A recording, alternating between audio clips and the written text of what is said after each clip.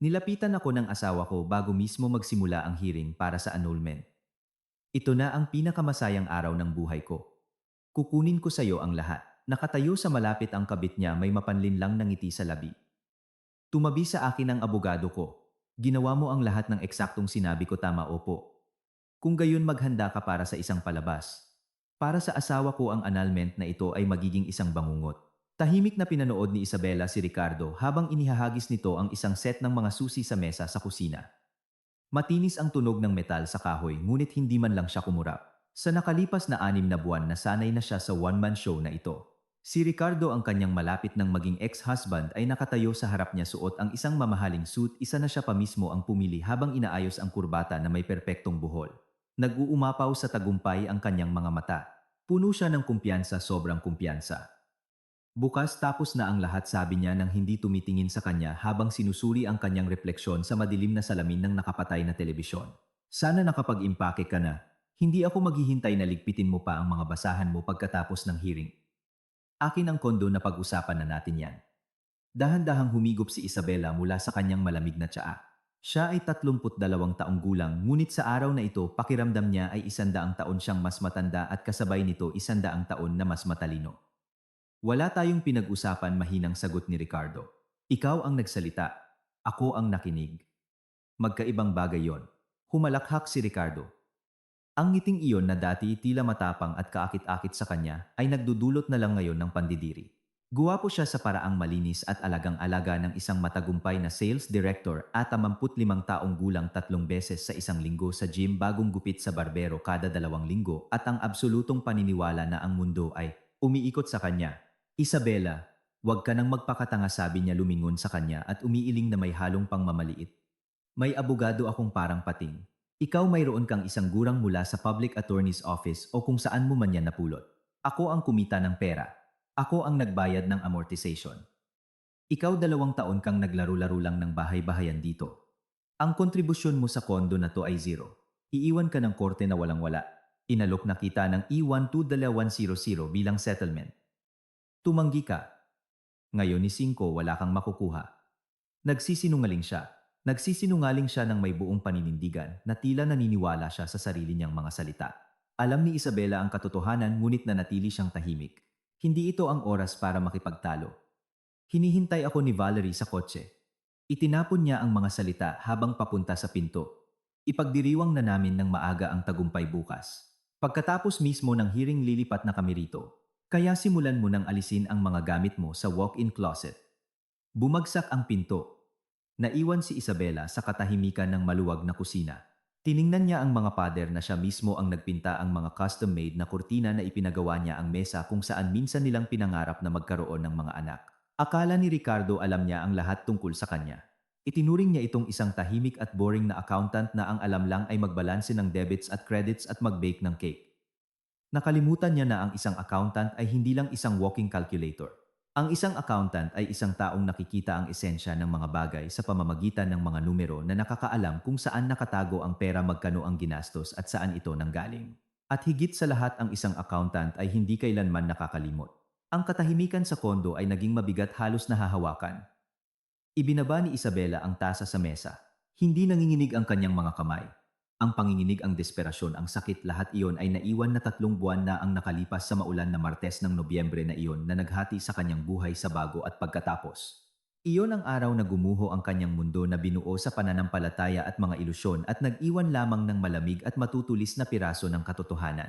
Noon mahal pa niya ito, o kahit papaano'y kumbinsido siyang mahal niya ito. Nabuhay siya sa isang komportable, ngunit marupok na kukuon ng tiwala, inaalagaan ang tahanan, tumatanggap ng mga freelance na trabaho at masigasig na lumilikha ng komportableng kapaligiran para sa kanyang provider. Gabi na umuuwi si Ricardo, pagod, amoy mamahaling sigarilyo at pabango ng ibang tao na idinadahilan niyang dahil sa mahihirap na negosasyon sa mga babaeng kliyente. Naniwala si Isabela. Mas madaling maniwala kaysa aminin ang halata, kaysa sirain ang kanyang mundo na tila napakatibay. Ipinikit niya ang kanyang mga mata sa maliliit na hindi pagkakatugma sa pagiging irritable nito sa kakulangan ng atensyon, at isinisisi ang lahat sa stress sa trabaho. Noong maulan na araw na iyon, balak lang niyang dalhin ang pinakamagandang suit nito sa dry cleaner. Isang pangkaraniwang gawain na palagi niyang ginagawa. bago ilagay ang jacket sa bag dahil sa ugaling nabuo sa maraming taon ng pagsasama sinuri niya ang mga bulsa. Palaging iniiwan doon ni Ricardo ang mahahalagang business card, USB drive o mga susi na kailangan pa niyang hanapin sa buong kondo. Sa panloob na bulsa sa dibdib naramdaman ng kanyang mga daliri ang isang piraso ng makapal na papel na nakatupi sa apat. Sa una inakala niyang isa lang itong business card. Iniladlad ito ni Isabela. Isa itong resibo mula sa isang alahasang tinatawag na Alhajas de Lujo. Hindi isang simpleng stall sa mall kundi isang eksklusibong luxury store sa puso ng Makati.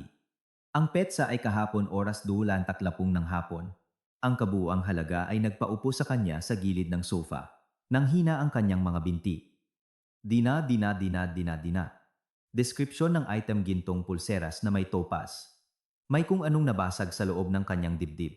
Pakiramdam niya'y isang hindi nakikitang lubid na banat ang naputol na may nakabibinging tunog. Kahapon ng 2 tunabing nag-text si Ricardo sa kanya. Tambak sa trabaho meeting kasama ang CEO. Gabi na ako uuwi. Huwag mo na akong hintaying gising. Nangako siyang manonood sila ng bagong pelikula pagkagabi. Sa halip bumibili pala siya ng pulseras. Ang una niyang naisip ay tumawag, sumigaw, humingi ng paliwanag, isampal sa mukha niya ang lintik na resibo. Ngunit nanaig ang kanyang propesyon. Si Isabela ay isang auditor sa bokasyon kahit na nagtatrabaho siya bilang isang simpleng accountant ngayon. Ang emosyon ay guluhumahad lang sa malinaw na pag-iisip. Ang mga numero ay kaayusan, mga ebidensyang hindi maikakaila. Ibinaba niya ang telepono para hindi makagawa ng anumang katangahan at lumapit sa kanyang laptop. Mabilis at tiyak ang pagtipa ng kanyang mga daliri. Ang panahon ng social media ay isang kahila-hilakbot na panahon para sa mga sinungaling na isip niya ng may pait. Alam ni Isabela na may bagong assistant si Ricardo na nagngangalang Valerie Diaz. Nabanggit niya ito ng basta-basta. Bata, matalino, masarap magtimpla ng kape, laging organisado. Nahanap ni Isabela ang profile ni Valerie sa loob ng 2 minuto. Pampublikong account, 2,020 followers, makikinang at mapanuksong mga larawan mula sa mga restaurant, club at mamahaling biyahe. Isang tipikal na Instagram diva. Ang huling post ay kagabi. Isang larawan ng isang eleganteng kamay na may perpektong manicure na may hawak na isang baso ng champagne na may interior ng isang luxury car bilang background. Sa pulso ay kumikinang ang isang gintong pulseras na may topaz. Imposibleng magkamali. Ang caption ay, "My baby loves to spoil me. Best night of my life." At ang geotag ang parehong magarbo at mamahaling restaurant kung saan siya dinala ni Ricardo para mag-propose 5 taon na ang nakalipas. Sa halip na ang kanilang unang pinagsamahang himala, nakatingin si Isabela sa screen at sa bawat tibok ng kanyang puso unti-unting nawawala ang buhay sa kanya. Walang pagwawala, isang malamig at mapanirang pagkatanto lamang. Siya ay pinagtaksilan hindi lang pisikal na napakasakit na sana kundi pinagtaksilan sa paraang sistematiko, walang hiya at sinadya. Habang siya ay nagtitipid para sa sarili, nilalaktawan ang bagong gupit, ipinagpapaliban ang pagbisita sa kanyang mga magulang, nag-iipon para sa kanilang emergency fund, nangangarap ng mga anak, binibilhan ni Ricardo ang kanyang kabit ng alahas na katumbas ng 3 buwang sahod niya. Ginagastos niya ang kanilang pinagsamang pera para lumikha ng isang magandang buhay para sa ibang tao. Noong gabing iyon, umuwi si Ricardo na lasing at masaya. Pumasok siya ng maingay sa kusina, bumulong ng kung ano tungkol sa isang matagumpay na deal at pagkatapos ay bumagsak sa kwarto. Nagpanggap si Isabela na tulog nakahiga sa dilim na bukas ang mga mata, nakikinig sa kanyang kalmado at kontentong paghinga. Gumawa siya ng desisyon. Hindi ako aalis ng basta-basta, hindi ako magiging biktima. Hindi ko hahayaang yurakan niya ako. Babawiin ko ang sa akin hanggang sa huling sentimo. Sa sumunod na 3 buwan, namuhay si Isabela ng dobleng buhay. Sa araw siya ang modelong asawa, bahagyang malungkot na nauunawaan ang lahat, ang abalang schedule ng asawa, ang mga business trip, ang mga business dinner. Pinanatili niya ang hitsura ng isang normal na buhay pamilya, nagluluto, naglilinis at paminsan-minsan ay nagtatanong pa ng may pagka-inosente kung kumusta ang araw nito. Ngunit sa sandaling lumabas si Ricardo sa pinto o makatulog, nagiging detective siya, isang auditor, isang investigador. Itinayo niya ang kanyang lihim na headquarters sa isang maliit na bodega na ginawa niyang home office. Ang buong buhay pinansyal nito ay nasa palad niya. Hindi lang siya tumingin ng malapitan, dati nagtitiwala sa kanya bilang haligi ng tahanan. Sigurado si Ricardo na walang access si Isabela sa kanyang mga pangunahing account. Pinalitan niya ang mga password sa online banking at nag-set up ng 2-factor authentication. Inosente. Nakalimutan niya na lahat ng password ay nakasave sa naka-encrypt na format sa cloud service na maaaring ma-access mula sa tablet sa bahay na nakakalat lang sa kusina. At syempre hindi niya pinaghihinalaan na matagal nang natutunan ni Isabela na basahin siya na parang isang bukas na aklat sa pamamagitan ng kanyang mga gawi-kilos at kahit ang pinakamaliit na hindi pagkakatugma sa kanyang mga salita. Sinimulan ni Isabela ang investigasyon sa paraang metodikal at walang awa. Nagbukas siya ng bagong spreadsheet sa kanyang laptop at tinawag itong balanse ng katarungan. Hinati niya ito sa ilang mga tab, ari-arian opisyal na kita ni Ricardo. Mga kita ni Ricardo sa under the table. Personal na gastusin ni Ricardo. Kabit gastusin ng pamilya. Isabela ito ang kanyang paghihiganti kinalkula hanggang sa huling sentimo. Una kinuha niya ang history ng mortgage. Gustong-gusto ni Ricardo na ulit-ulitin. Ako ang nagbabayad para sa kondo. Wala kang karapatan dito. Kinuha ni Isabela ang mga lumang bank statement. 5 taon na ang nakalipas pumanaw ang kanyang mahal na lola si Lola Carmen na nag-iwan sa kanyang apo ng mana na aliminain dyan na labala. Eksaktong perang iyon ang ginamit para sa down payment ng kanilang sa tingin niya noon pinagsamahang kondo. Kinumbinsi siya ni Ricardo noon na huwag direktang i-transfer ang pera sa developer kundi ipadala ito sa kanyang account para mabayaran nila ang lahat sa isang transaksyon para mas madali. Para mas madali bulong ni Isabela habang nakatingin sa screen ng laptop. Ang galing mong magplano, Ricardo. Ang husay mong inihanda ang daan para sa iyong hinaharap na kataksilan. Nahanap niya ang bank statement mula sa buwan na binili ang kondo. Narito ang pagpasok ng pera mula sa pagbebenta ng ari-arian ng kanyang lola sa kanyang account. Narito ang transfer sa card ni Ricardo at narito ang pag-withdraw mula sa account nito papunta sa bangko para sa down payment. Malinaw ang kadena, ngunit kailangan itong mapatunayan ng notaryo. Kinolekta at pinanotaryo ang mga kopya ng dokumento. Bawat hakbang ay maingat na pinag-isipan. Susunod ang mga buwan ng bayarin. Tumatanggap si Ricardo ng opisyal na sahod ngunit si Isabela kahit na nagtatrabaho ng remote ay kumikita rin. Ang kanyang pera bagamat mas maliit ay napupunta sa pagkain, mga bayarin, damit, mga pangangailangan sa bahay at maliliit na luho. At mayroon siyang savings account kung saan nakalagay ang natitira sa kanyang mana. Bawat buwan sa ika-15 naglilipat siya ng halagang katumbas ng buwan ng amortization sa account ni Ricardo. Ginawa niya ito para maramdaman nitong siya ang lalaki sa bahay na pumipindot sa pay button. Napakawalang kwenta. Napaka-inosenteng pagnanais na palakasin ang kanyang ego. Na-download ni Isabela ang lahat ng payment order sa nakalipas na 3 taon. Sa description ng bawat transfer palagi niyang isinusulat, para sa condo amortization. Ito ang kanyang intuitive na insurance, ang kanyang maliit na accounting habit na ngayon ay nakatakdang magligtas sa kanya. Ngunit ang pinaka-interesante ay nagsimula ng suriin niya ang mga gastusin ni Ricardo. Ang bahaging ito ng trabaho ay ang pinaka-hindi kaaya-aya, ngunit ito rin ang pinaka-impormatibo. Alam niyang disente ang opisyal niyang sahod, humigit kumulang 9 bilon. Pinahintulutan silang mamuhay ng komportable ngunit hindi marangya. Gayunpaman, ang mga gastusin na nakikita niya sa kanyang mga credit card statement ay hindi tumutugma sa kanyang opisyal na kita. Mga restaurant, boutique, hotel, mamahaling regalo, mga biyahe. Saan nanggagaling ang pera? Sobrang dami, sobrang dalas. Pinasok ni Isabela ang kanyang work email. Ang password ay ang kanyang kaarawan. Nakakatawang simple. Malinis ang inbox, ngunit sa trash at archived folders nakahanap siya ng isang minahan ng ginto. Mga peking kontrata sa mga ghost company, mga invoice para sa mga serbisyong hindi kailanman naibigay, mga email na nagkakalkula ng mga iligal na komisyon mula sa mga supplier. Si Ricardo, gamit ang kanyang posisyon bilang sales director, ay nagpapataas ng mga presyo para sa mga kliyente at ang pagkakaiba ay ipinapadala sa card ng isang dummy, isang kaibigan mula pagkabata na pagkatapos ay ibinabalik ang pera kay Ricardo bilang pagbabayad ng utang o regalo sa kaarawan. Nagprint si Isabela ng dokumento pagkatapos ng dokumento.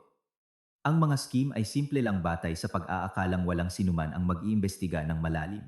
Sinumang auditor o taga-BIR ay matutuklasan ito sa loob ng 1 oras. Hindi nahuli si Ricardo dahil katamtaman lamang ang mga halaga at hindi siya naging masyadong ganid hanggang kamakailan lamang. Sa pagdating ni Valerie, lumaki ang kanyang gana at nabawasan ang kanyang pag-iingat. Sa nakalipas na 6 na buwan, dumami ang mga komisyon at eksaktong perang ito na kinita sa pamamagitan ng pandaraya ang napunta sa wala. Pagsusugal. Nakahanap si Isabela ng mga transaksyon sa mga offshore na sports betting site. 100,005 milyon 2 milyon. Ibinulong niya ang mga numero at tumayo ang balahibo sa kanyang mga braso. Nakita niya kung paano niya itinapon sa inidoro ang mga halagang maaaring magbayad para sa isang renovation, isang bagong kotse o simula ng isang maliit na negosyo. Sa loob ng 2 taon, natalo siya ng mahigit al 6 bilyon. Ito ang presyo ng isang luxury car o kalahati ng isang kondo sa isang prestihiyosong lugar. Perang ninakaw niya mula sa pamilya, mula sa kanilang pinagsamahang kinabukasan mula sa kanya. At syempre si Valerie. Ang ebidensya ay nasa lahat ng dako. Mga tiket sa eroplano papuntang Palawan sa mga petsa kung kailan si Ricardo ay di umano'y nasa isang business trip sa Cebu. Pagbabayad para sa isang five-star hotel sa Boracay. Mga binili sa mga butik sa Greenbelt at iba pang mamahaling tindahan. Mga larawan ni Valerie na suot ang mga damit na iyon. Sa pagtatapos ng ikalawang buwan mayroon si Isabela ng isang folder na kasing kapal ng 3 daliri puno ng mga printout, mga notaryadong statement, screenshot at kopya ng mga kontrata. Hindi lang ito isang file para sa annulment. Ito ay isang handa ng kasong kriminal laban kay Ricardo at ang kabuuang pagkasira ng kanyang reputasyon. Nakakapagod ang trabaho. Bawat gabi kapag umuuwi si Ricardo, kailangan niyang pigilan ang kanyang galit, magpanggap, ngumiti. Minsan gusto niyang sumigaw, iwanan ang lahat, ngunit naaalala niya ang ngiti ni Valerie kay Ricardo, ang pagpapahiya sa kanya, at muli siyang nagkikimkim. Nakatulong ang pagtuon sa mga numero. Ang mga katotohanan ay hindi maikakaila, sila ang kanyang tanging sandigan. Kailangan ni Isabela ng abogado. Hindi lang isang abogado kundi isang strategist, isang taong kayang ipresenta ang kanyang ulat sa korte sa paraang ito ay magiging isang hatol. Hindi niya kailangan ng hustisya kundi isang malamig at walang awang ganti. Isang kaibigan na kamakailan lang ay dumaan sa isang komplikadong annulment ang nagrekomenda kay Attorney Alejandro Andro Reyes. Luma na siya, sabi ng kaibigan. Mukha siyang lolo na librarian. Maputi ang buhok, salamin sa dulo ng ilong, laging may fountain pen. Pero sa korte dinudurog niya ang kanyang mga kalaban hanggang sa kanilang pinakamaliit na buto. Walang iniiwan. Hindi siya tumatanggap ng kahit sino. Pinipili niya ang mga kaso na interesado siya o kung saan nakikita niya ang isang malalim na kawalang katarungan. Pero kung tanggapin ka niya, isipin mo, nang panalo ka na. Para siyang isang matandang samurai, na para sa kanya ang karangalan at batas ay higit sa lahat. Ang kanilang unang pagkikita ay naganap sa isang maliit at komportableng opisina sa Makati, puno ng mga librong nakabalat sa leather mula sa sahig hanggang kisame. Amoy lumang papel at tabako mula sa pipa. Si Attorney Andro Reyes, maputi ang buhok na may mukhang puno ng mga kulubot, habang nililinis ang kanyang salamin gamit ang isang panyo, ay nakinig ng mabuti kay Isabela. Hindi niya ito pinutol. Paminsan-minsan lang siyang nagsusulat sa isang kuwaderno gamit ang isang pluma na may mahinang kaluskos. Ang kanyang mga mata sa likod ng makapal na salamin ay matalas at mapanuri, parang x-ray. Nang matapos ni Isabela ang kanyang tuyo at metodikal na salaysay at inilapag ang kanyang makapal na folder sa mesa, mahinang tumawa si Attorney Andro. Matagal siyang tahimik, binubuklat ang mga pahina, pinag-aaralan ang mga chart, mga statement at mga kopya ng kontrata. Alam mo, Hija, sa wakas ay sabi niya sa isang paus na boses na tila pag-aari ng isang sinaunang pantas. Karaniwan ang mga babae ay pumupunta sa akin na may dalang emosyon. Gago siya ng bababae siya, parusahan mo siya. Pero kulang sa ebidensya, puro tilo salita lang. Ikaw gayon paman ay dumating na may handa ng akusasyon, isang kumpletong pakete ng mga dokumento. Hindi lang ito isang file, halos hatol na ito na nakasulat. Binuksan niya ang seksyon tungkol sa mga pinansyal na kalokohan ni Ricardo. Maingat niyang pinag-aralan ang mga transfer, sinuri ang mga petsa at halaga. Tumaas ang kanyang mga kilay, nagpapakita ng tunay na pagkagulat at respeto. Auditor ka ba? Tanong niya, tumingala kay Isabela. Accountant po, sagot ni Isabela nang may kababaang loob. Ang isang mahusay na accountant ay katumbas ng 10 abogado, tumawa si Attorney Andro. May sapat na material dito, hindi lang para sa paghahati ng ari-arian kundi para palitan ng asawa mo ang kanyang Armani suit ng isang orange na jumpsuit. Gusto mo ba siyang ipakulong? Posible yan. Nag-isip si Isabela. Matamis ang paghihiganti, ngunit ayaw niyang maging isang halimaw. Gusto niyang isara ang kabanatang ito ng kanyang buhay, hindi mabaon sa mga proseso ng korte sa loob ng maraming taon. Hindi po, Attorney Andro. Andro kung dingdo ang kung duan od. Andro kung do ang kung duan an, andro kung duan an duan od. Ayoko ng dugo. Ayokong malaman ng mga magiging anak ko kung sakali na ang nanay nila ang nagpakulong sa tatay nila. Gusto ko ng katarungan. Kailangan ko ang kondo ko na ako ang nagbayad at isang kompensasyon para sa ninakaw niya sa akin, para sa winwaldas niya mula sa budget ng pamilya para sa kanyang mga bisyo at sa ibang babae. Gusto kong mawala sa kanya ang lahat ng labis niyang pinahahalagahan. Makatuwiran, tango ng abogado. Ang galit ay isang masamang tagapayo. Ang malamig na kalkulasyon, iyan ang ating sandata. Ang layunin natin ay ang pinakamalaking pinsala sa kanya na may pinakamaliit na pagkalugi sa iyo. Kaya ito ang plano. Magsasampa tayo ng counterclaim ngunit ipapakita lang natin ang mga dokumento sa mismong hearing sa huling sandali. Hayaan siyang isipin na wala kang laban na wala kang alas sa manggas. Ang elemento ng sorpresa ay kalahati ng tagumpay. Magre-relax siya magkakamali magiging madaldal, magiging arogante, at pagkatapos ay isasara natin ang bitag na hindi na niya matatakasan. Naghanda sila sa loob ng isang buong buwan inensayo ang bawat salita. Tinuruan siya ni attorney Andrew na huwag mag-react sa mga provokasyon at panatilihin ang sabi niya poker face. Ipapahiya ka niya babala niya. Aapela siya sa awa pagkatapos ay gagamit ng takot. Dadalhin niya ang kabit niya para mas lalo kang saktan. Ang trabaho mo, Isabela, ay maging isang pader na bato. Tingnan mo siya na parang isang blankong espasyo. Kailangan niyang matanto sa sarili niya na tapos na siya. Isinapuso ni Isabela ang aral na ito. Hindi siya isang artista ngunit ang 3 buwang ito ay nagpatibay sa kanya. Hindi na siya isang inosenteng asawa. Isa na siyang mandirigma at ang kanyang mga sandata ay mga numero. Bumalik sa kasalukuyan muling tiningnan ni Isabela ang orasan. Lampas hating gabi na ngunit wala siyang ganang matulog. Ang adrenaline ay kumukulo sa kanyang dugo. Kinuha niya ang telepono at nagdial ng isang numero. Attorney, Andrew, sabi niya sa isang matatag at kalmadong boses na gulat sa sarili niyang composure. Umalis na siya. Oo. At kumusta siya? Ganap na sigurado sa tagumpay nagpaplano na para bukas ng hapon. Perpekto. Nasa iyo ba ang folder? Opo, handa na ang lahat. Hanggang bukas. Magaling, Isabela. Ang boses ng matanda ay masigla sa kabila ng hating gabi. Matulog ka. Bukas ay magiging isang mahirap ngunit magandang araw. Isang araw ng katarungan. Ibinaba niya ang telepono at sa unang pagkakataon sa buong araw pinahintulutan ang sarili ng ngumiti. Ang ngiti ay malamig puno ng pag-aabang. Gusto ni Ricardo ng isang palabas bukas. Kung gayon magkakaroon siya nito. Isang one-man show kung saan siya ang bida at ang kanyang papel ang katatawanan. Ang umaga ng hearing ay kulay abo. Ang langit ay natatakpan ng mababa at madilim na ulap. Mayroong manipis na ambon ngunit para kay Isabela ito ay isang araw na kasing liwanag ng tagsibol. Gumising siya ng 6 ng umaga na ligo ng malamig-init na tubig hinuhugasan ang mga natitirang bakas ng pagkabalisa at takot. Ang pakiramdam ng tubig sa kanyang balat ay nakakapresko nagbibigay ng kalinawan. Pumunta siya sa aparador. Walang hitsura ng biktima, walang madilim at malungkot na kulay. Nagsuot siya ng isang formal na navy blue dress na perpektong bumagay sa kanyang figura nagpapatingkad sa kanyang mahinahon na ganda at profesionalismo. Ang kulay ay sumisimbolo sa kalmado at tiwala. Tinali niya ang kanyang buhok sa isang masikip at malinis na bun sa likod ng kanyang leeg. Minimal na make-up para lang itago ang mga bakas ng kawalan ng tulog ngunit nagpapatingkad sa linaw ng kanyang tingin. Sa salamin isang babaeng payapa at kalmado ang nakareflekta. Walang luha o sama ng loob sa kanyang mga mata, isang determinasyon na bakal lamang. Kaya mo to, tahimik niyang tanong sa kanyang refleksyon. Nasa panig mo ang tama at ang kapangyarihan ay nasa katotohanan at sa mga numero. Kinuha niya ang folder na may mga dokumento, sinuri kung dala niya ang kanyang ID, isang ballpen at isang maliit na kwaderno. Ang kanyang bag ay formal, profesional, walang mga hindi kinakailangang detalye. Lumabas siya ng kondo. Sa parking lot ay ang kanyang tapat na Honda City na binili niya gamit ang sariling pera bago sila ikasal, mas luma ngunit tapat, hindi tulad ng kanyang asawa. Umupo siya sa driver's seat, pinaandar ang makina at pumasok sa kulay abo ngunit ngayon ay puno ng pag-asang siyudad ng Maynila.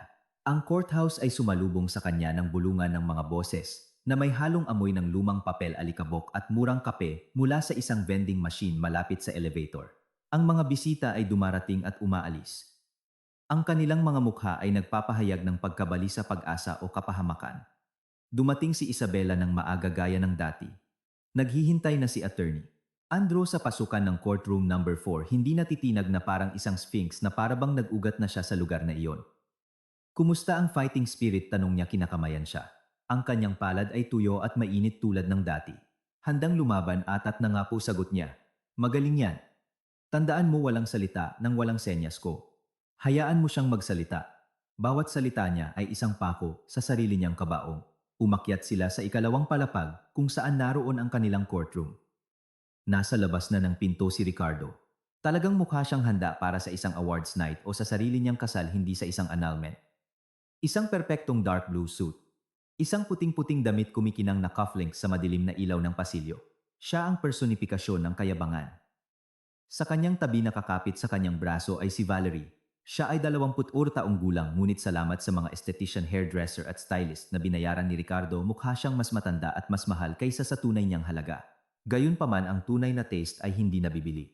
Masyadong maikli ang kanyang palda, masyadong malalim ang kanyang neckline para sa isang opisyal na gusali at ang pulang lipstick sa kanyang makakapal na labi ay masyadong matingkad at agresibo. Tiningnan niya si Isabela ng may hamon na may hindi maitatagong pagmamataas na para bang siya si Valerie ang lehitimong may-ari ng sitwasyon at si Isabela ay isang nakakainis na istorbo, isang langaw na kailangang itaboy gamit ang isang diaryo. Hindi man lang niya sinubukang itago ang kanyang kagalakan.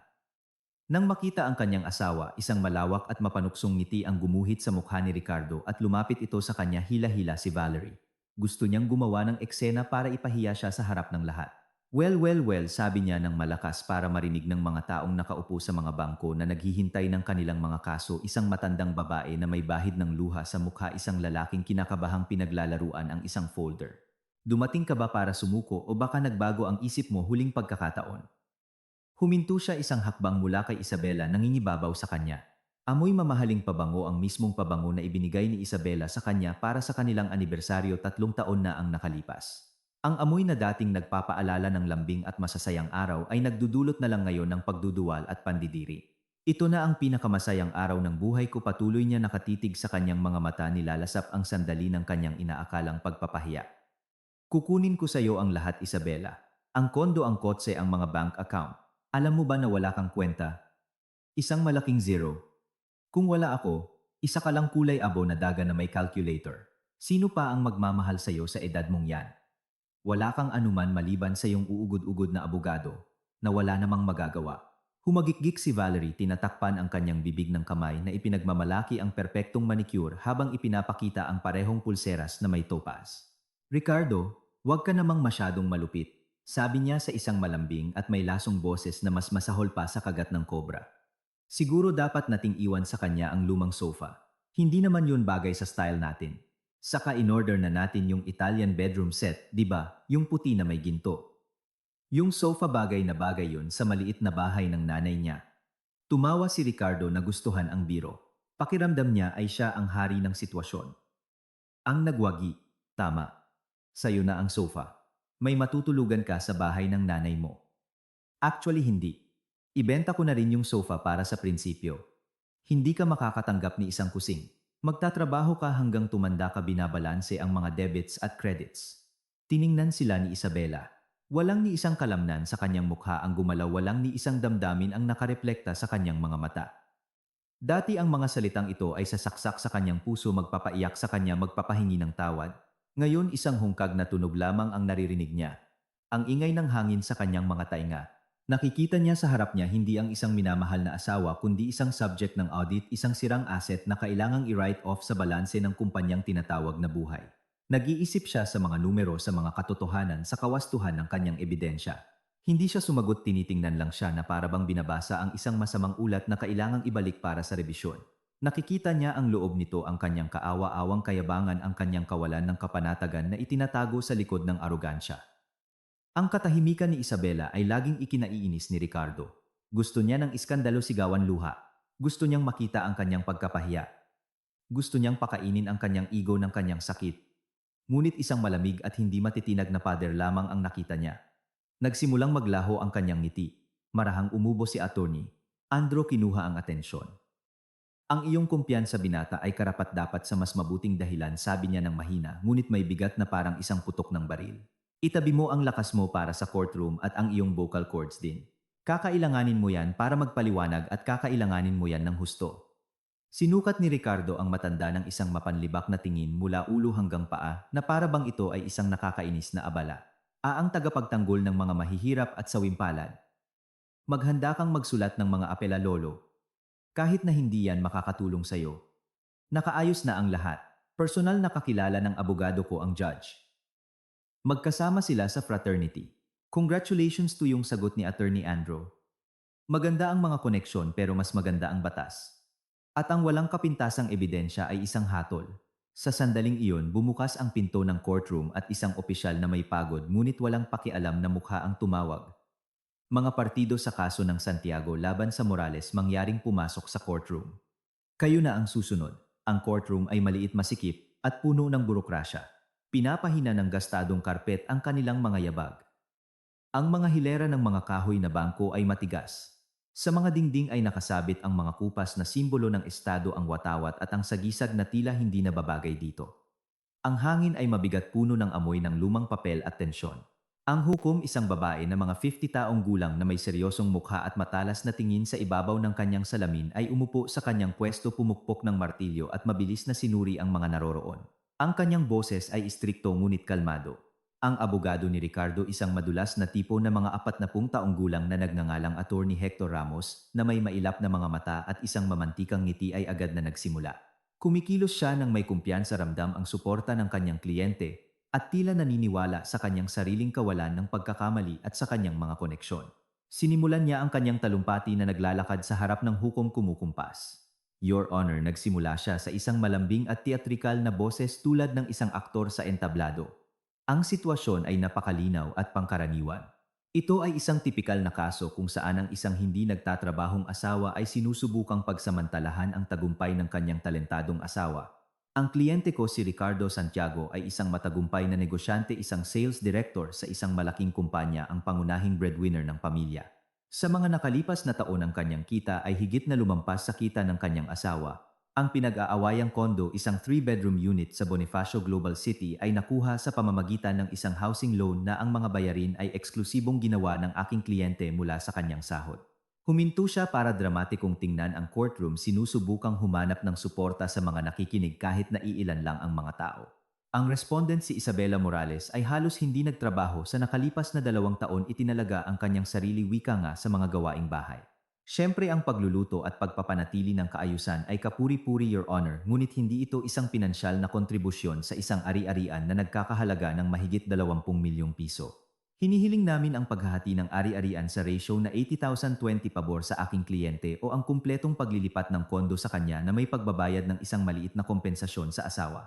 Iginigiit din namin na ang mga ipon sa mga account ng aking kliyente ay kanyang personal na pondo na kinita sa pamamagitan ng masipag na pagtatrabaho at talento at hindi dapat hatiin.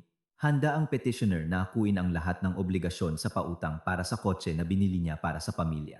Nakaupo si Ricardo ng may mayabang na ngiti, tumatango sa ritmo ng mga salita ng kanyang abogado. Nakikita na niya ang sarili bilang nagwagi. Si Valerie na naiwan sa pasilyo ay malamang na tumitingin na sa mga katalogo ng muebles para sa kanilang bagong pinagsamahang kwarto. Inaasahan ang tagumpay. Mabilis na nagsulat ang hukom ng kung ano nang hindi inaangat ang kanyang ulo. Ang kanyang pluma ay kumakaluskos sa papel. Pagkatapos ay huminto siya sa pagsusulat, tinanggal ang kanyang salamin at ibinaling ang kanyang tingin sa depensa. Depensa, mayroon ba kayong tutol? Inaamin niyo ba ang petisyon?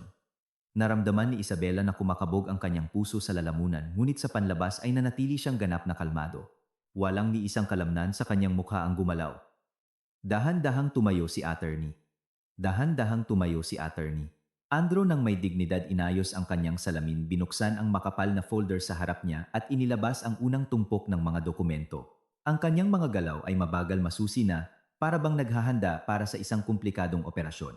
Your Honor, ang boses ng abogado ay matatag at malakas. Pinuno nito ang buong espasyo ng courtroom, tinabunan ang mga tiwalang tono ng abogado ni Ricardo. Kami ay lubos na hindi sumasang-ayon sa posisyon ng petitioner. Higit pa rito, naniniwala kami na ang petitioner ay sinasadya, walang hiya at walang kahihiyang nililinlang ang korte, sinusubukang angkinin ang ari-arian ng iba. Malakas na suminghal si Ricardo at umirap ang kanyang abogado at bumuntong hininga na parabang naiinip sa kawalan ng kakayahan ng kanyang kalaban. Mayroon kaming mga counterclaim, patuloy ni attorney. Andrew, hindi pinapansin ang mga payaso sa kabilang panig. At ito ay suportado hindi ng mga walang laman na salita kundi ng mga hindi maikakailang dokumento na maayos na pinatunayan. Magsimula tayo sa kondo. Sinasabi ng aking kasamahan na ang down payment at ang mga amortization ay ginawa gamit ang pinagsamang pondo o pondo ng petitioner. Gayunpaman, iyan ay kasinungalingan. Kinuha niya ang unang dokumento, isang makapal na notaryadong papel, at ipinasa ito sa hukom. Ipinadaan niya rin ang isang kopya sa abogado ni Ricardo sa mesa nang hindi ito tinitingnan. Exhibit A. Bank statement mula sa account ni Isabela Morales. 5 taon na ang nakalipas, 1 buwan bago bilhin ang kondo, nakatanggap siya ng mana pagkamatay ng kanyang lola, si Carmen Gomez. Ang halaga ng mana ay 9 billion on. Ang halaga ng down payment para sa kondo eksaktong A90. Walang labis, walang kulang. Ito ay isang direktang pagsubaybay sa mga pondo na hindi konjugal. Kinuha ng hukom ang dokumento, sinuri ito. Ang kanyang tingin ay dumausdos sa mga linya. Sinuri niya ang mga petsa at halaga. Isang bahagyang pagkagulat ang nakarepлекta sa kanyang mukha. Magpatuloy ka, counsel. Ayon sa family code, ang ari-arian na nakuha ng isa sa mga asawa sa panahon ng kasal ng walang bayad tulad ng mana, pati na rin ang ari-arian na nakuha gamit ang mga pondong iyon ay may katangiang eksklusibo at hindi dapat hatiin. Ito ay isang pundasyon ng batas pampamilya. Nanigas si Ricardo. Nagsimulang matunaw ang kanyang kumpiyansa. Naalala niya ang mana, ngunit ganap siyang sigurado na inilagay ito ni Isabela sa pangkalahatang pondo. Kinuha ito ng cash at ngayon ay hindi na matutunton. Hindi niya alam ang tungkol sa mga direktang transaksyon at ang eksaktong pagkakatugma ng mga halaga. Pero teka lang, tumalon ang abogado ni Ricardo. Ang kanyang mukha ay hindi na mukhang mayabang. Ang pera ay inilipat mula sa account ng asawang lalaki papunta sa developer. Ipinapakita nito ang kanyang partisipasyon, ang kanyang kontribusyon. Umupo ka, kasamahan, putol ni attorney Andro nang hindi man lang nagtataas ng boses. Ang kanyang tono ay kalmado ngunit tiyak. Huwag kang magmadali, masyado kang kinakabahan. Narito ang Exhibit B. Statement ng paglipat ng pondo mula sa account ni Isabela Morales papunta sa account ni Ricardo Santiago sa parehong araw, 1 oras bago ang pagbabayad sa developer. Description: transfer of exclusive funds for condo down payment. Notaryado. Bawat bayad ay may layunin at pinagmulan. Namutla si Ricardo. Nanginginig ang kanyang mga labi. Nakalimutan niya ang description na iyon o hindi niya ito pinansin. Itinuturing itong isang hindi gaanong mahalagang formalidad. Bukod pa rito, patuloy ni attorney Andro, hindi siya hinayaang makabawi. Bumibilis na parang isang mabigat ngunit walang awang tren ang mga buwanang amortization. Oo, ay nakadebit sa card ni Ricardo Santiago. Ngunit narito ang isang buod ng paggalaw ng pondo sa loob ng 3 taon na ibinigay ng bangko, pati na rin ang mga kopya ng lahat ng payment order mula sa aking kliyente. Ibinigay niya sa hukom ang isang kulay na chart na nakaprint sa makintab na papel at isang makapal na tumpok ng mga statement. Bawat buwan sa 15 isang araw bago ang pagdebit ng amortization, si Isabela Morales ay naglilipat mula sa kanyang personal na savings account kung saan naroon ang natitirang bahagi ng kanyang mana at mga ipon mula sa kanyang freelance na trabaho ng eksaktong halaga ng buwanang bayarin sa card ng kanyang asawa na may description na para sa condo amortization. Sa loob ng 3 taon, walang ni isang palya. Hindi lang ito mga salita. Your Honor, ito ay isang walang kapintasan at transparent na kasaysayan sa pananalapi. Maingat na pinag-aralan ng hukom ang mga printout. Nagpapalit-palit ang tingin mula sa papel patungo kay Ricardo at pabalik. Tumaas ang mga kilay ni Ricardo, ang kanyang noo ay pinagpawisan. Ang kanyang suit ay hindi na mukhang komportable. Hindi niya ito alam. Hindi niya kailanman tinitingnan ang mga detalye ng mga papasok na transfer. Nakakatanggap lang siya ng mga abiso ng mga top-up at ginagastos ang pera ng hindi nag-iisip. Tahimik na naglilipat ng pera si Isabela, lumilikha ng isang matibay na basehan ng ebidensya habang siya ay naglalaro ng provider. Sa makatuwid buod ng abogado, binibigkas ang bawat salita. Ang kondo ay 95% na binayaran gamit ang personal at hindi mahahating pondo ng aking kliyente. Hinihiling namin na ang kondo ay kilalanin bilang eksklusibong pag-aari ni Isabela Morales. Ang kontribusyon ng petitioner sa ari-ariang ito ay isang statistical error na hindi nagbibigay sa kanya ng anumang karapatan. Ang abogado ni Ricardo ay mukhang nawala at kaawa-awa. Nagsimula siyang maghalungkat sa kanyang mga papel ngunit walang anuman doon maliban sa mga pangkalahatang salita na ngayon ay walang laman. Ito ay isang manipulasyon. Ang kliyente ko ay kumikita ng malaki, sinusuportahan ang pamilya. Nabuhay siya sa gastos niya. Hindi ito katanggap-tanggap. Dumating na tayo sa pinaka-interesanteng bahagi, ngumiti si attorney Andro nang may panunukso. Sa mga kita at gastos, sa kung paano niya eksaktong sinuportahan ang pamilya gamit ang mga pondo na ayon sa kanya ay kinita sa pamamagitan ng masipag na pagtatrabaho at talento. Tumingin si Isabela sa kanyang asawa. Si Ricardo ay naging kulay abo na parang abo. Ang kanyang mga kamay na nakapatong sa mesa ay bahagyang nanginginig. Alam niyang accountant siya ngunit palagi niyang iniisip na hindi siya nakikialam sa kanyang mga gawain, na masyado siyang tanga para sa kanyang matataas na negosyo, na ang kanyang mga scheme ay masyadong komplikado para sa kanyang pangunawa. Minamaliit niya siya. Your Honor, inilabas ni Attorney Andro ang ikalawang mas makapal na tumpok ng mga papel na nakatali ng isang tali. Sinasabi ng petitioner na ang lahat ng pera ay napunta sa pamilya. Gayunpaman, isang walang kinikilingan at detalyadong pagsusuri sa lahat ng kanyang mga transaksyon sa bangko sa nakalipas na 2 taon na isinagawa ng aking kliyente ay nagpapakita ng ibang larawan. Narito ang isang breakdown ng mga gastusin ni Ricardo Santiago sa nakalipas na 2 taon. Nagsimulang magbasa ang abogado at bawat salita ay bumabagsak sa katahimikan ng courtroom na parang isang bato na sumisira sa isang marupok na salamin. Mga regular na paglilipat sa mga account sa pagsusugal sa ibang bansa. Bet365 Winamax mga offshore na casino. Mga halaga mula a 10000, Dipo tutupo 2000, Dipo tutupo 200. Mga petsa ng transaksyon mga araw ng sahod o bonus pati na rin ang mga araw ng malalaking iligal na komisyon. Ang kabuuang halaga ng mga pondo na isinugal sa loob ng 2 taon ay a 6 milyon na law.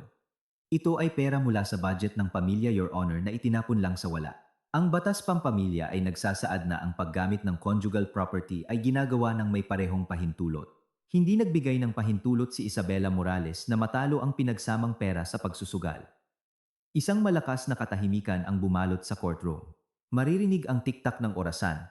Sa dingding binibilang ang mga huling sandali ng kumpiyansa ni Ricardo. Ikinuyom ni Ricardo ang kanyang kamao. Nang napakahigpit na namuti ang kanyang mga buko. Ipinasok niya ang kanyang ulo sa pagitan ng kanyang mga balikat sinusubukang maging invisible. Ang kanyang mukha ay nababalutan ng malagkit na pawis. Ngunit hindi lang iyon ang boses ni attorney. Andro ay tumunog na parang isang hatol walang awa at pinal. Mga gastusin sasabihin nating magandang buhay at aliwan. Mga reserbasyon sa mga mamahaling hotel pagbili ng mga alahas mga hapunan sa mga luxury restaurant pag-upa ng mga high-end na kotse. Ang mga petsa ng mga gastusing ito ay regular na kasabay ng mga business trip ng petitioner na di umano'y ginugol niyang mag-isa. Gayunpaman narito ang mga tiket sa eroplano sa pangalan ni Miss Valerie Diaz na binayaran gamit ang card ng petitioner. Narito ang mga resibo mula sa mga butik ng damit pambabae sapatos accessories size small na hindi tumutugma sa sukat ng aking kliyente. Itinaas ni attorney. Andro ang mismong resibo mula sa alahasan na nahanap ni Isabela sa jacket. At ang pièce de resistance isang pulseras na nagkakahalaga ng A300,000 na binili 3 buwan na ang nakalipas. Nakalakip ang isang larawan ng pulseras na ito na kinuha ni Miss Diaz na may caption na My baby loves to spoil me. Best night of my life mula sa kanyang personal na social media account. Ang kabuuang halaga ng pagwawaldas sa isang third party gamit ang budget ng pamilya na kumpirmado ng mga dokumento ay tinatayang nasa AK 4,500 pa. Kabuuang pagwawaldas ng conjugal property are 10,500,000. Tumingala ang hukom kay Ricardo. Walang bahid ng simpatya sa kanyang tingin-tanging malamig na paghamak ng isang lingkod bayan sa isang maliit ngunit walang hiyang manloloko. Petitioner, maaari mo bang ipaliwanag ang mga gastusing ito? Inaamin mo ba na ginastos mo ang budget ng pamilya sa pagsusugal at sa mga third party na nakapinsala sa interes ng pamilya? Sinubukang tumayo ni Ricardo ngunit hindi siya. Sinusunod ng kanyang mga binti. Sumandal siya sa mesa sinusubukang manatiling nakatayo. Mga representation expenses yan, sigaw niya, ang kanyang boses ay pumipiyok nanginginig at ang kanyang mga mata ay mailap.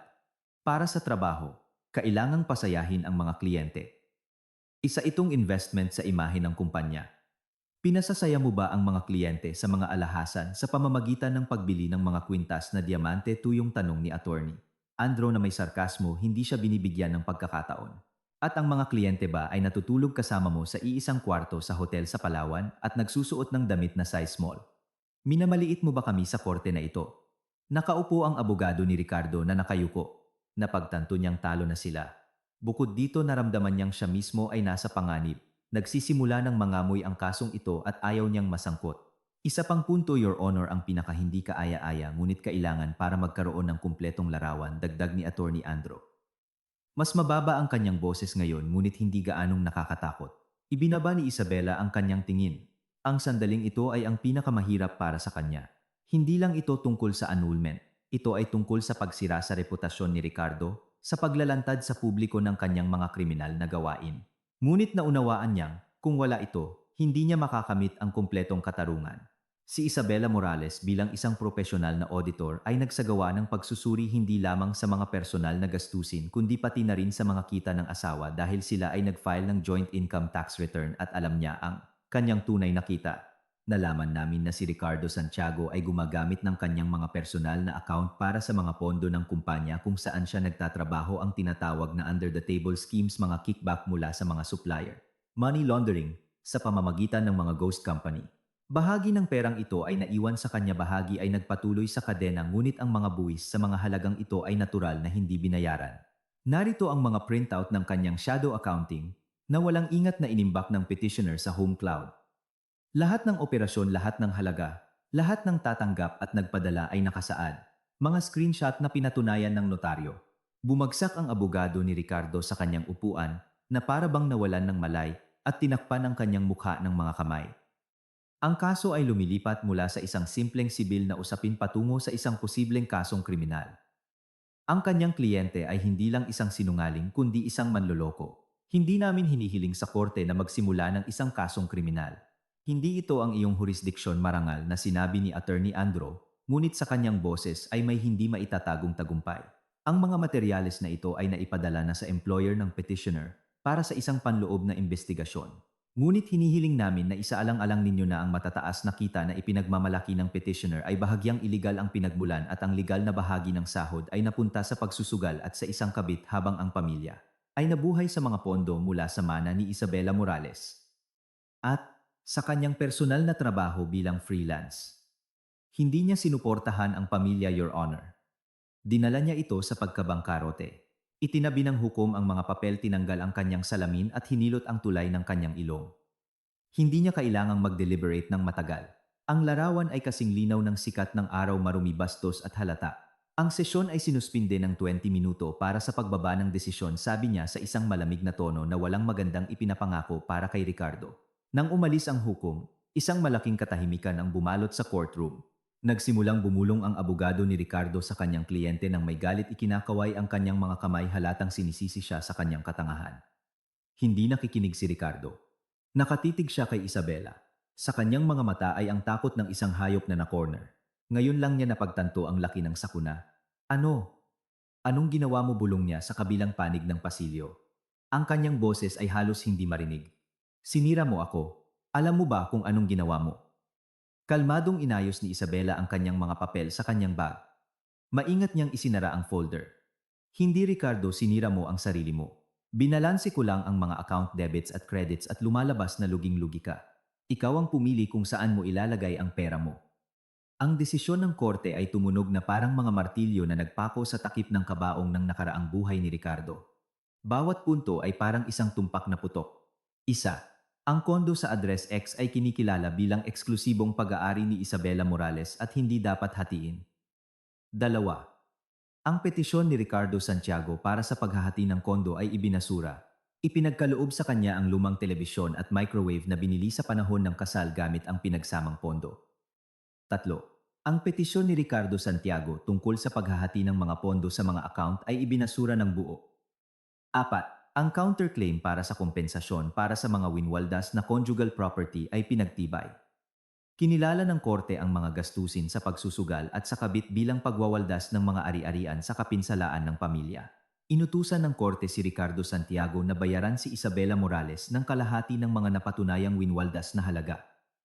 Halagang dapat bayaran, iliva. 10200. 5. Ang sasakyang binili sa pamamagitan ng pautang ay mananatili kay Ricardo Santiago kasama ang obligasyon na bayaran ang natitirang utang sa bangko ng eksklusibo dahil hindi ginamit ni Isabela Morales ang nasabing sasakyan. Lumabas si Ricardo sa courtroom na parang bulak ang mga binti. Ang kanyang mga mata ay walang laman, ang kanyang tingin ay wala sa focus. Hindi lang siya bangkarote. Nasa isang malalim at desperadong butas siya sa pananalapi. Wala na siyang kondo. Mayroon siyang malaking utang sa kanyang ex-wife, halos SE520,000,000 at isang car loan na ngayon ay siya na lang ang magbabayad. Hindi maibenta ang kotse dahil mas mababa ang halaga nito kaysa sa utang at walang ni isang sentimo sa kanyang pangalan. Umuugong ang kanyang ulo. Sa pasilyo sinalubong siya ni Valerie. Pagod na siyang maghintay. Ang kanyang mga paa sa stiletto heels ay namamaga at iritado siya. Ang kanyang magandang mukha ay napangitan ng pagkainip. Ano ba, bakit ang tagal, Tara, na may reservation pa tayo sa restaurant, kalahating oras lang nila itatabi yon. Gutom na ako. Anong nangyari sa kondo? Nakuha ba natin? Tiningnan siya ni Ricardo ng isang malabo at walang buhay na tingin. Hindi niya nakita ang isang minamahal na babae kundi ang isa sa mga dahilan ng kanyang malaking kabiguan. Valerie, nawala sa tin lahat. Anong ibig mong sabihin na nawala sa tin? Natigilan siya. Humaba ang kanyang mukha. Ang make-up ay mukha ng isang magaspang na maskara. Paano nawala? Hindi natin nakuha ang kondo. Okay lang yan. Magre-rent na lang tayo muna. Bibili tayo ng bago mamaya. Pero, yung pera, sabi mo, may mga account milyon-milyon. Mabubuhay tayo na parang hari at reyna. Walang pera sabi ni Ricardo na parang isang robot. May utang ako sa kanya ng halos ali 525 Anelena. Nagdesisyon na ang hukom. Sa kanya ang kondo. Lahat sa kanya. Bangkarote ako.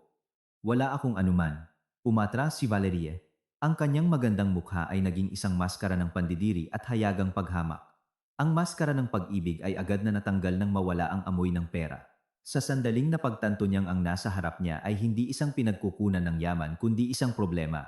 May utang ka sa kanya ng kali 522 tunang 0000. Tanga ka ba? Nangako ka sa akin ng isang buhay na paraiso Palawan, mga diamante at isang penthouse sa BGC at anong meron ka? Mga utang at isang kahon ng damit niloko mo ako. Sa sandaling iyon, tumunog ang telepono ni Ricardo sa kanyang bulsa. Ang matinis at masayang ringtone na itinakda niya para sa kanyang boss ay tumunog na parang isang panunuya, isang kampana ng kamatayan para sa kanyang karera. Kinuha niya ito ng mekanikal gamit ang nanginginig na kamay. Sa screen ay nakalagay ang pangalan Mr. De Leon, CEO. Lumunok si Ricardo sa bukol sa kanyang lalamunan na humahadlang sa kanyang paghinga at pinindot ang answer button gamit ang isang nanginginig na daliri. Yes, Mr. De Leon. Ang boses ng boss ay kalmado at nagyayelo, napakatakot na kahit si Valerie na nakatayo sa tabi niya ay narinig ang mga tono at kinilabutan kahit hindi niya marinig ang mga salita. Ricardo, kakatanggap ko lang ng isang napaka-interesanting dossier ng mga dokumento sa pamamagitan ng email mula sa iyong ex-wife. Sa pagkakaintindi ko na may mga kopya ng iyong mga transfer, pekeng kontrata, kickback at mga money laundering scheme. Sinuri ko ang dalawang operasyon ng random. Lahat ay nakumpirma hanggang sa huling sentimo at higit pa sa inaakala ko. Naramdaman ni Ricardo na lumulubog ang sahig sa ilalim ng kanyang mga paa. Ang mga dingding ng pasilyo ay nagsimulang magsara at ang kisame ay bumababa. Nasasakal siya. Mr. De Leon, kaya ko pong ipaliwanag. Isa itong pagkakamali. Naframe upa ko. Ipaliwanag mo sa BIR at sa Anti-Money Laundering Council kung magpasya akong gawin itong opisyal putol ng boss, hindi siya binibigyan ng pagkakataong magdahilan. Ang kanyang boses ay matigas na parang bato. Ninakawan mo ang kumpanya. Sinira mo ang aming reputasyon. Sinabutahe mo ang trabaho, niloko mo ang mga kliyente. Tanggal ka na with immediate effect. Na-block na ng security ang iyong access card at lahat ng account. Ang iyong mga personal na gamit ay dadalhin sa reception sa isang karton na kahon. At magdasal ka, iho, na ang kumpletong audit na sinimulan na namin ay hindi magbunyag ng mas malaking butas kaysa sa kaya mong takpan sa pamamagitan ng pagbebenta ng isang bato. O makukulong ka ng seryoso at matagal. At huwag kang maglakas loob na magpakita sa opisina. Hinihintay ka ng driver ko sa labas ng courthouse para kunin ang company phone at kotse. Click. Naputol ang linya. Dahan-dahang ibinaba ni Ricardo ang kanyang kamay na may hawak na telepono. Ang kanyang mundo na binuo niya sa loob ng maraming taon sa mga kasinungalingan at arogansya ay gumuho sa isang iglap. Si Valerie, na narinig ang bawat salita malakas ang speaker, ay nanlaki ang mga mata. Namutla ang kanyang mukha. Hindi siya matalino, ngunit ang instinct for self-preservation sa mga mandaragit ay gumagana ng perpekto. Agad niyang napagtanto na ang nasa harap niya ay hindi isang matagumpay na top executive, hindi isang mapagbigay na sponsor, kundi isang walang trabahong talunan na may malalaking utang, walang bahay at may tunay na posibilidad na makulong. Tinanggal ka dahil magnanakaw ka, tanong niya. At sa kanyang boses ay wala ng galit, tanging malamig na pandidiri. Valerie, na-frame up ako. Makakabawi tayo. Mahal mo naman ako. Di ba nagsimulang mag-atubili si Ricardo, sinusubukang kunin ang kanyang kamay, naghahanap ng kahit anong suporta sa ganap na pagbagsak na ito. Inalis niya ang kanyang kamay na parang napaso. Ipinagpag niya ang kanyang manggas na may pandidiri na parabang nadumihan. Tayo. Walang tayo. Ricardo. Hindi ako sumama sa iyo para mamuhay kasama ng isang talunan, bangkarote at kriminal. Nangako ka sa akin ng magandang buhay, mga biyahe, mga diamante. At anong meron ka? Mga utang, pagkakatanggal sa trabaho at isang kahon ng mga gamit. Suminghal siya, inayos ang mamahaling bag sa kanyang balikat at tumalikod. Paalam. Huwag mo akong tatawagan. I-block kita sa lahat ng dako. At hindi ko isasauli ang pulseras. Huwag mo nang pangarapin. Pinaghirapan ko yun. Ang kalansing ng kanyang mga takong ay umalingaw-ngaw sa mahabang pasilyo ng courthouse, papalayo hanggang sa ganap na tumahimik. Naiwan si Ricardo na mag-isa, ganap na mag-isa, inabandonan ni Rakanwasak. Sa sandaling iyon, lumabas si Isabela sa courtroom. Naglakad siya ng mahinahon, hindi nagmamadali, tuwid ang likod kasama ang kanyang abogado. May sinasabi sa kanya si attorney. Andro at siya ay nakangiti ng isang mahinahon at malumanay na ngiti. Walang tagumpay sa kanyang mukha, tanging isang malalim na kasiyahan at ginhawa. Tumapat siya kay Ricardo. Nakatayo ito sa tabi ng dingding, dumudulas pababa, halos nakaupo na maputla, pinagpapawisan durog. Ang kanyang kurbata ay baluktot, ang kanyang suit ay gusot. Ang kanyang mukha na dating mayabang ay isa na ngayong maskara ng takot at kawalan ng magawa. Itinaas niya ang kanyang mga mata sa kanya. Sa mga ito ay may halong poot, takot at isang kaawa-awang pagsusumamo. Isabela, unggol niya, ang kanyang boses ay halos hindi marinig. Paano mo nagawa to? Asawa mo ako. Ipinadala mo ang mga dokumento sa boss ko. Sinira mo ako. Wala na akong mapupuntahan. Wala akong pera kahit para sa taxi. Anong gagawin ko? Huminto si Isabela. Tiningnan niya siya mula sa itaas, walang kagalakan, walang tagumpay, ngunit wala ring bahid ng awa. Ito ay ang paraan ng pagtingin sa isang luma at walang silbing bagay na sa wakas ay nailabas na sa basurahan. Nakita niya sa harap niya hindi ang lalaking minsan niyang minahal, kundi ang anino lamang ng kanyang panlilinlang. Gusto mong kunin ang lahat sa akin, Ricardo, sabi niya nang mahina, ngunit bawat salita ay bumagsak na kasing bigat ng isang bato. Sinabi mong wala akong kwenta. Dinala mo ang kabit mo sa korte para pagtawanan ako. Akala mo mahina ako dahil tahimik ako at naghahanda ng hapunan mo. Nakalimutan mo ang pangunahing tuntunin sa accounting na sinubukan kong ituro sa'yo. Laging may resibo ang lahat. At dumating na ang resibo mo ngayon, Ricardo, at binayaran mo ito ng buo. Pero saan ako pupunta? Halos bulong niya. At sa wakas hindi na naitago ang luha sa kanyang boses. Wala akong anuman. Iniwan ako ni Valerie. Mayroon kang kalayaan, sagot ni Isabela, nagkibit balikat na para bang ito ang pinakahalatang sagot. Gusto mo yan ng husto. Ipinaglaban mo siya, pinagsikapan mo siya, hinubad ang responsibilidad at mga moral na obligasyon. At nasa iyo ang kotse. Matulog ka roon hanggang sa kunin niya ng bangko. Iyan ang pinili mo. Iyan ang kalayaan mo. Tumalikod siya at naglakad patungo sa labasan, kung saan sa pamamagitan ng mga ulap ay sa wakas ay sumilip ang isang maliwanag at nakakasilaw na araw. Sa unang pagkakataon sa mahabang panahon, naramdaman niyang tunay na buhay, tunay na malaya. Ang bigat na dumadagan sa kanyang mga balikat sa loob ng maraming taon, ang mabigat at hindi nakikitang pasanin ng kataksilan at kasinungalingan ay nawala na. Itinuwid niya ang kanyang mga balikat. Sa hinaharap ay isang bagong buhay. Ang kondo ay ang kanyang kuta na walang sinuman ang makakakuha. Ang kanyang propesyon ay ang kanyang suporta, ang kanyang kalasag. At ang nakaraan ay naiwan sa masikip at madilim na pasilyo ng courthouse, kasama ang lalaking hindi kailanman naunawaan kung sino at ano ang nawala sa kanya sa kanyang kaawa-awang paghahabol sa isang makintab na balot at mga panandaliang kasiyahan. Lumabas si Isabela sa kalye, huminga ng malalim ng sariwa at malamig na hangin. Ang amoy ng ulan at basang aspalto ay tila ang pinakamagandang pabango sa mundo. Naramdaman niya ang isang bahagyang simoy ng hangin na naglalaro sa kanyang buhok at ang init ng araw sa kanyang mukha. Huminto si attorney Andro sa mga hagdan at kinamayan siya bilang paalam. Magaling na trabaho, kasamahan. Kinindatan niya ito at ang kanyang mga mata sa likod ng salamin ay kumikinang ng masaya. Kung sakaling magpasya kang magbago ng propesyon, kukunin kitang associate. Ang pagbuo ng ganyang dossier nang may ganoong kasinupan at pagpipigil sa sarili, iyan ay isang talento. Bihira akong makatagpo ng ganyang determinasyon. Bahagyang tumawa si Isabela, isang malinis na tunog. Tunay ang tawang ito ay ganap na bago, malinis, walang bahid ng kapaitan. Salamat po, Attorney Andro. Pero mahal ko ang mga numero. Hindi tulad ng mga tao, hindi sila nagsisinungaling o nagtataksil. Palagi silang humahantong sa katotohanan. Naglakad siya patungo sa kanyang kotse. Ngayong gabi hindi siya iyak. Bibili siya ng pinakamasarap na cake, marahil isang bote ng masarap na puting alak. Magtitimpla siya ng sariwang tsaa at tatangkilikin ang katahimikan sa kanyang kondo. Sa kanyang sarili at ligtas na kondo kung saan wala ng kasinungalingan, walang kataksilan, walang amoy ng iba, walang pekeng ngiti. Siya lang at ang kanyang kalayaan. At si Ricardo ay naiwan sa pasilyo. Dumaan ang mga tao sa tabi niya, mga abogado, hukom, bisita, mga kawani ng korte. May ilang tumitingin sa lalaking maayos ang pananamit na dumulas sa dingding at nakaupo, hawak ang kanyang ulo ng mga kamay at umuugoy-ugoy na parang sinusubukang pakalmahin ang isang panloob na bagyo. Isang oras na ang nakalipas, sigurado siya ang hari ng mundo. Ang may-ari ng sitwasyon, ang lalaking laging nakakakuha ng gusto niya. Ngunit ang buhay tulad ng pinakamahigpit at hindi masusuhulang financial director ay gumawa ng sarili nitong mga pagsasaayos. Ang huling balanse ay hindi pumanig sa kanya. Ang kanyang personal na pagkabangkarote ay ganap at walang kondisyon.